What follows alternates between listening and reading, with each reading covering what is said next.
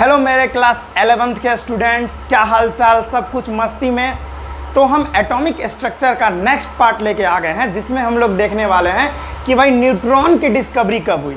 यानी आज का जो टॉपिक होने वाला है वो डिस्कवरी ऑफ न्यूट्रॉन, यानी न्यूट्रॉन की डिस्कवरी कैसे हुई, वही हम लोग आज देखेंगे।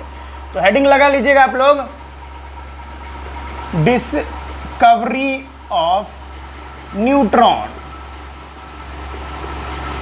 न्यूट्रॉन की डिस्कवरी भाई कैसे हुई, आज के इस वीडियो में हम लोग यही देखने वाले हैं। ठीक है बच्चों, तो न्यूट्रॉन का जो डिस्कवरी होता है बच्चों, इनका जो श्रेय जाता है वह चैडविक को जाता है। किनको जाता है? James Chadwick. न्यूट्रॉन की डिस्कवरी जो है वो इन्होंने ही की थी, चैडविक जी। ठीक है, अब कैसे की थी वो हम देख रहे हैं अभी, लेकिन डिस्कवरी, अगर न्यूट्रॉन की डिस्कवरी की बात करें तो उनका श्रेय सिर्फ और सिर्फ चैडविक को जाता है। ठीक है, क्या था ना कि उन दिनों में रेडियो एक्टिव एलिमेंट्स पर बहुत ज़्यादा रिसर्च हो रहा था। ठीक है, और एक बात और मैं बता दूं कि सबसे पहले एक साइंटिस्ट थे जिनका नाम था बेक्यूरेल, ऐसा ही करके कुछ साइंटिस्ट का नाम था बेक्यूरेल। उन्होंने रेडियो एक्टिविटी के बारे में बता दिए थे। अब रेडियो एक्टिविटी क्या होता है? तो भाई रेडियो एक्टिविटी क्या होता है कि रेडियो एक्टिव एलिमेंट वो एलिमेंट होते हैं, रेडियो एक्टिव एलिमेंट वो एलिमेंट होते हैं जिससे तीन प्रकार की पार्टिकल्स निकलते हैं। एक अल्फा पार्टिकल, एक बीटा पार्टिकल, एक गामा पार्टिकल।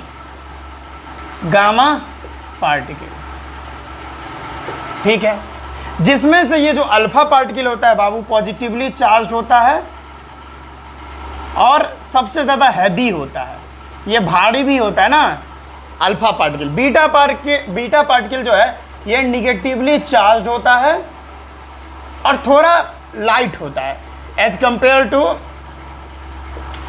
अल्फा पार्टिकल से थोड़ा हल्का होता है। अगर गामा पार्टिकल की बात करें तो ये न्यूट्रल होता है। समझ में आया? तो रेडियो एक्टिव एलिमेंट वैसे एलिमेंट होते हैं जिससे ये तीनों पार्टिकल्स इमिट होते हैं। कौन? Alpha particle, beta particle, gamma particle. अब ये सब मैं क्यों बता रहा हूँ, धीरे धीरे आप जान जाओगे। ठीक है, अल्फा पार्टिकल जो है positively charge, beta particle negatively, और गामा पार्टिकल जो होता है वो न्यूट्रल होता है, ना उस पर पॉजिटिव चार्ज ना उस पर निगेटिव चार्ज। और अल्फा पार्टिकल बहुत ज़्यादा हैवी होते हैं और सबसे खतरनाक होते हैं अल्फा पार्टिकल। याद रखिएगा, जो अल्फा पार्टिकल होता है सबसे खतरनाक होता है। फिर बीटा पार्टिकल उतना ज़्यादा हैवी नहीं होते, यानी अल्फा पार्टिकल से थोड़े लाइट होते हैं। ठीक है, तो इतना बात आई थिंक आपको समझ में आ गया। बेक्यूरेल जो है, बेक्यूरेल करके साइंटिस्ट थे जिन्होंने रेडियो एक्टिविटी के बारे में बताए थे। अब रेडियो एक्टिविटी के बारे में जो बेक्यूरेल बताए, तो रेडियो एक्टिव एलिमेंट ऐसा एलिमेंट होता है जिससे ये खतरनाक पार्टिकल इमिट होते हैं।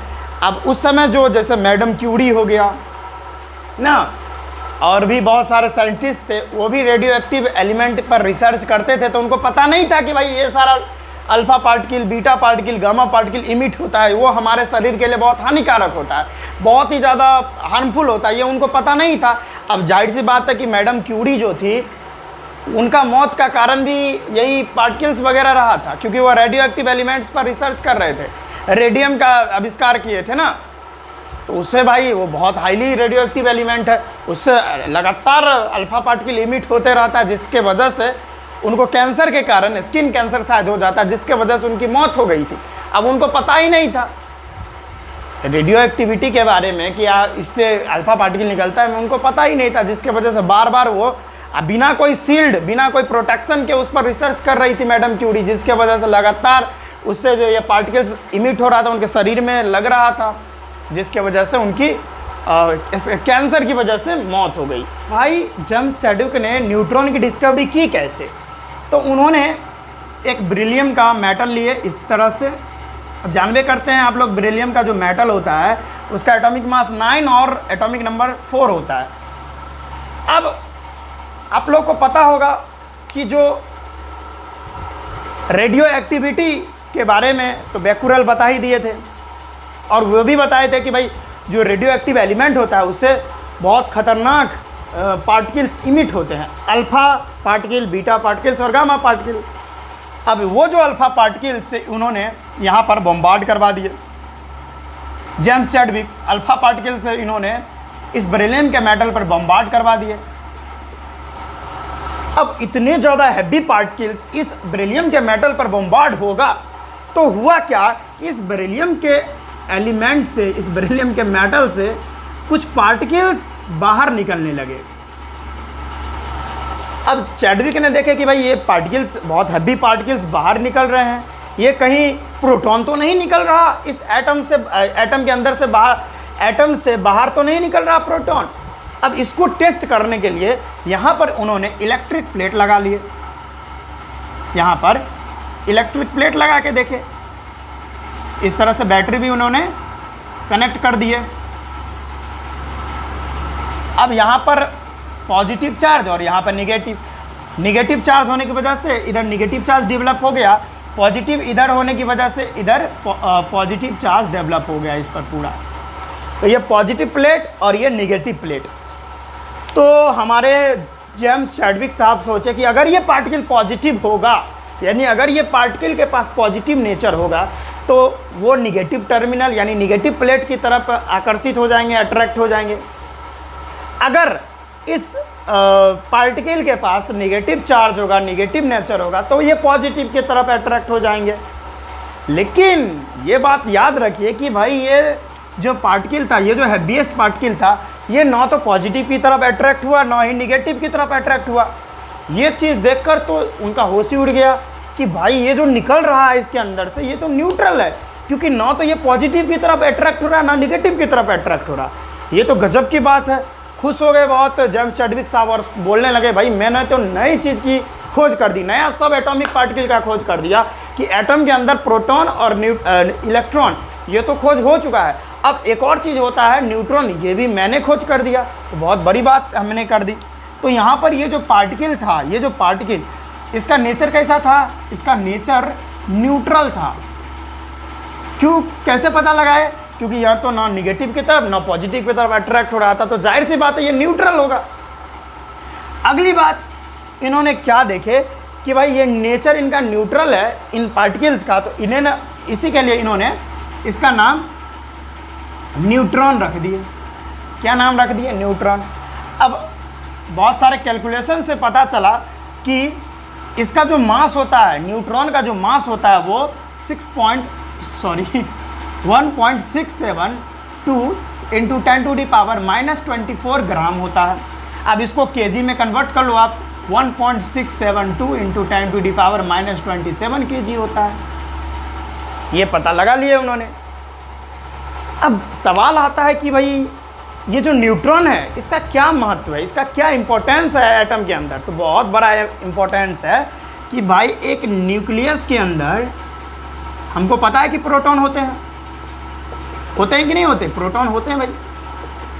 अब जितना ज़्यादा एटॉमिक नंबर बढ़ता जाएगा उतना ज़्यादा न्यूक्लियस के अंदर प्रोटॉन बढ़ते जाएंगे, क्योंकि हम लोग को पता है कि एटॉमिक नंबर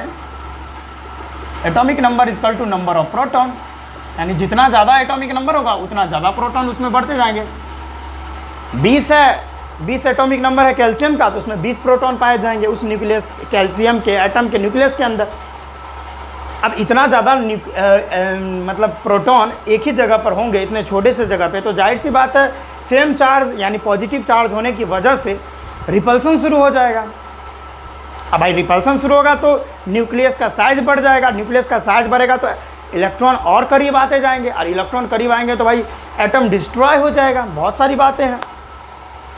तो यहाँ पर न्यूट्रॉन का ये काम होता है कि ये न्यूक्लियस के अंदर ही होते हैं। कौन? न्यूट्रॉन। और ये प्रोटॉन को बांध के रखते हैं, बेंड करके रखते हैं। ये जो न्यूट्रॉन होते हैं ये बेंड करके रखते हैं। अब जाहिर सी बात है, आप डायरेक्ट कह सकते हो कि ये न्यूट्रॉन जो है स्टेबलाइजिंग पार्टिकल है। स्टेबल मतलब यानी न्यूट्रॉन को बांध के रखते हैं और उसको स्टेबल करके रखते हैं, रिपल्सन नहीं होने देते, रिपल्सन से रोकते हैं। तो ये जो न्यूट्रॉन है वह स्टेबलाइजिंग पार्टिकल है। कोई दिक्कत यहाँ तक? कोई दिक्कत नहीं, बस इतना ही था न्यूट्रॉन के डिस्कवरी में बस इतना ही हमको पढ़ना है, ज़्यादा डिटेल में नहीं जाना है हम लोगों को। कोई दिक्कत नहीं है, यहाँ तक कोई दिक्कत हो तो आप कमेंट बॉक्स में पूछ सकते हो, उसका निदान मैं नेक्स्ट वीडियो में करूँगा। अब यहाँ पर एक क्वेश्चन आ सकता है बोर्ड के हिसाब से, बोर्ड में बहुत इंपॉर्टेंट क्वेश्चन है ये, कि जे थॉमसन ने अपना जो कैथोड रे ट्यूब एक्सपेरिमेंट में कैथोड रे ट्यूब जो था यानी डिस्चार्ज ट्यूब कह लो, उसमें प्रेशर जो है 10 mm ऑफ Hg क्यों रखे थे? इतना कम प्रेशर क्यों रखे थे? यानी डायरेक्ट कह लो तो 10⁻³ mm ऑफ Hg क्यों रखे थे इतना कम प्रेशर? ज़्यादा भी तो रख सकते थे। अभी हमारा जो नॉर्मल एटमॉस्फेरिक प्रेशर है वो कितना है? 760 mm ऑफ Hg। अब जानते हो, एक बात याद रख लो आप कि हमारा जो वायर होता है, हाई पोटेंशियल का वायर, जो ऊपर से बिजली जाती है, जो ऊपर में देखते हो आप लोग वायर रहता है 11,000 वोल्ट्स का, तो वो बहुत ज़्यादा हाई पोटेंशियल का वायर है। अगर वो टूट के गिर जाए, हवा में लटक रहा है, तो क्या हवा में लटकते हुए क्या है कि उसमें से जो करंट निकले वो करंट क्या आपके शरीर में लगेगी? बिना आपको छुए हुए, बिना आप उसको छुए हुए क्या करंट आपको लगेगी? नहीं लगेगी। क्यों नहीं लगेगी? क्योंकि हमारा atmospheric pressure 760 mm of Hg है, यानी 1 एटमॉस्फेरिक प्रेशर 1 ATM।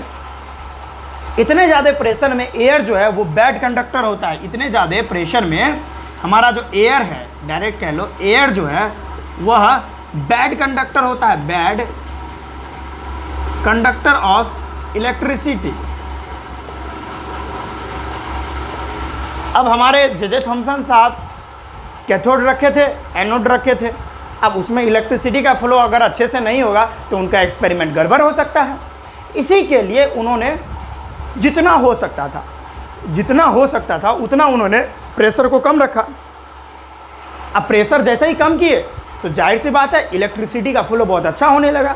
अब यहाँ पर देखिए, यानी 760 mm ऑफ Hg अगर रखते तो वहाँ एयर जो है उसके अंदर, कैथोड रे के अंदर जो एयर है वो बैड कंडक्टर होने लगता, उसमें से एक्सपेरिमेंट उनका अच्छे से हो ही नहीं पाता, क्योंकि इलेक्ट्रॉन फ्लो ही नहीं हो पाता अच्छे से। इलेक्ट्रॉन कैसे फ्लो होंगे? जब वहाँ पर इलेक्ट्रिसिटी अच्छे से कंडक्ट होगी तभी तो होगा फ्लो। इसीलिए उन्होंने जितना हो सकता था उतना कैथोड रे के अंदर प्रेशर को कम रखा, ताकि इलेक्ट्रिसिटी अच्छे से फ्लो हो पाए, इलेक्ट्रॉन्स वगैरह, प्रोटॉन्स वगैरह अच्छे से फ्लो हो पाए और उनका एक्सपेरिमेंट बहुत अच्छे से हो पाए। इसी के लिए उन्होंने कैथोड रे ट्यूब या डायरेक्ट कह लो डिस्चार्ज ट्यूब के अंदर का जो प्रेशर है वो बहुत ज़्यादा कम कर दिया। ठीक है, तो आई थिंक ये छोटी सी जानकारी आपको समझ में आई। तो बच्चों, आज के इस वीडियो में बस इतना ही। आज का जो छोटा लेक्चर था भाई एकदम समझ में आया होगा आपको, फाड़ के रख देंगे आप लोग बोर्ड में। ठीक है, तो इसी तरह से पढ़ाई करते रहिए। मिलते हैं नेक्स्ट वीडियो में। All the very best.